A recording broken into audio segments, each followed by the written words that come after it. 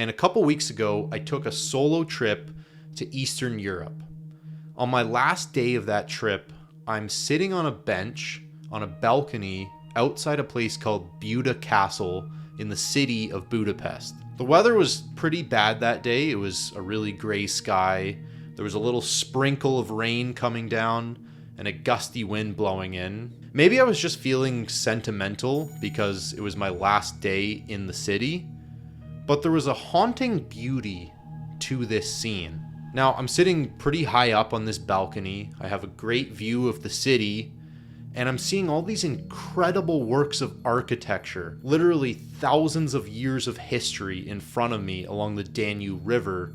And in that moment, I felt incredibly lucky to be seeing what I was and experiencing something that was so outside my regular realm of experiences. With the bad weather that day too, there wasn't really many people out and about, so I had a moment completely to myself up there, and it was dead silent.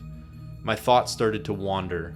I found myself thinking about some of my high school friends, which that's actually pretty out of the ordinary for me.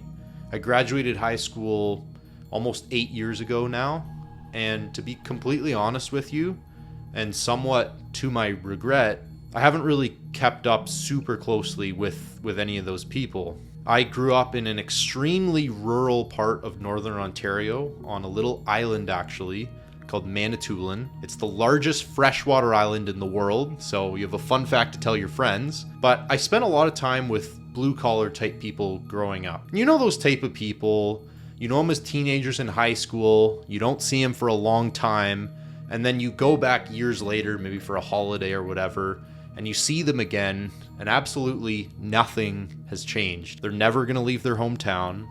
They're probably doing the same thing that their parents did for work.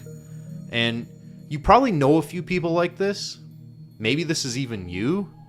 And that's okay. I'm not criticizing this way of life, but in that moment when I was in Budapest and I was feeling so grateful for the experience, I also found myself feeling deeply sorry for these high school friends and other people like them, because they're never going to get to experience what I felt in that moment, the sheer awe of a new life experience. Hello everyone. If you enjoyed that, then you can check out the full episode by clicking right here, and don't forget to subscribe.